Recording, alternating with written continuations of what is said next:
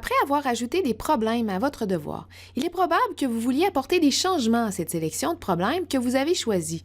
Comme par exemple, vous pourriez vouloir supprimer un ou des problèmes que vous ne voulez plus dans votre devoir, ou bien réordonner vos problèmes parce que vous voudriez que vos étudiants fassent tel problème avant un autre. Cette capsule va vous guider en fait sur ce qu'il faut faire pour réaliser ces deux actions.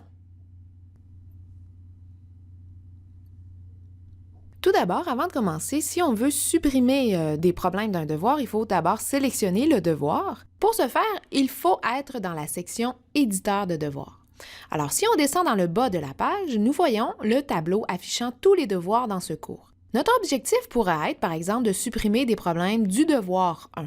Alors, on va cliquer dans la colonne « Modifier des problèmes », c'est la deuxième colonne, sur le nombre que l'on voit pour notre devoir 1.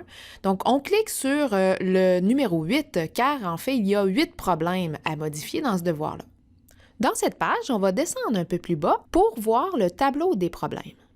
Donc, vous remarquez qu'en ce moment, on voit seulement les chemins vers les fichiers sources de nos problèmes. Donc, ce serait plus intéressant de voir les énoncés des problèmes et pour faire cela, il faut changer le mode d'affichage. Alors, on va sélectionner le mode d'affichage Matjax et on va cliquer sur « Rafraîchir la page ». Et voilà, maintenant, nous pouvons voir clairement nos problèmes et ainsi choisir judicieusement lesquels on veut supprimer. Maintenant, supposons que l'on veut supprimer le problème 7 de notre sélection. Donc, si on descend un petit peu plus bas dans le tableau, il faut cliquer dans la case « Supprimer du problème 7 » et ensuite, dans le bas de la page, vous allez cliquer sur le bouton « Sauvegarder les modifications ».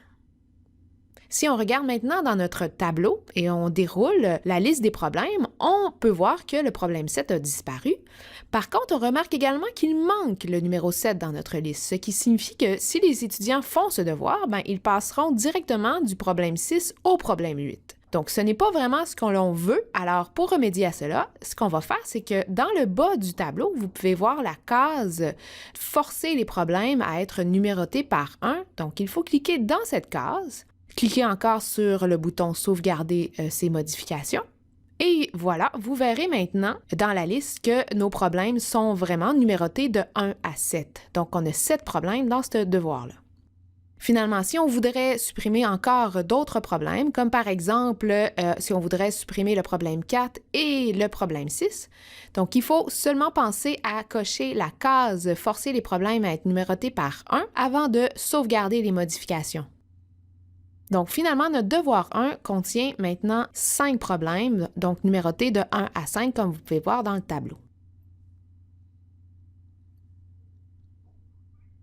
Nous allons maintenant réordonner les problèmes de notre devoir 1. Alors, notre devoir contient 5 problèmes et on peut le voir en cliquant sur le menu déroulant du problème 1. Donc, on voit une liste numérotée de 1 à 5. Cette liste nous permet en fait de changer la position que prend un problème dans notre devoir. Par exemple, on pourrait décider d'échanger les positions de mes 2 premiers problèmes. Donc, de choisir dans la liste la position 2 pour notre premier problème et pour l'autre, choisir de le mettre à la position 1.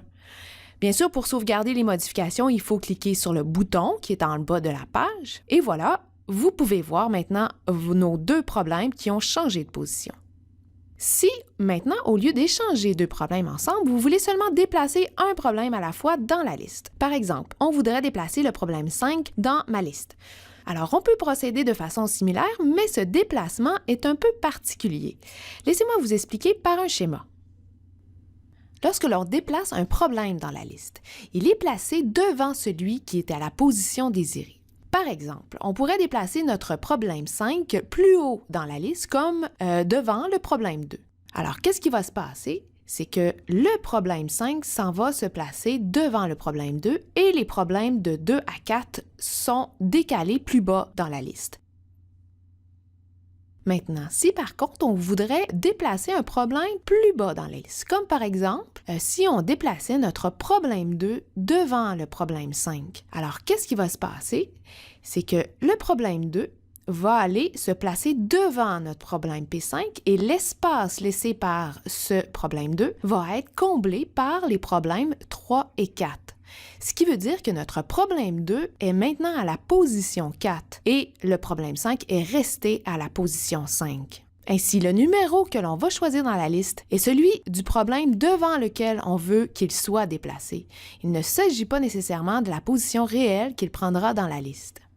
Alors, si nous revenons à notre co-webwork et que nous voulons justement faire ce déplacement du problème 5 devant le problème 2, alors on choisit le numéro 2 dans la liste, on peut cliquer sur « Sauvegarder les modifications » et voilà, vous verrez que le problème 5 s'est déplacé dans la position 2 devant notre ancien problème 2. Avec cette capsule, vous êtes maintenant en mesure de supprimer des problèmes de votre devoir et même de les réordonner à votre guise. Alors, je vous remercie. À la prochaine.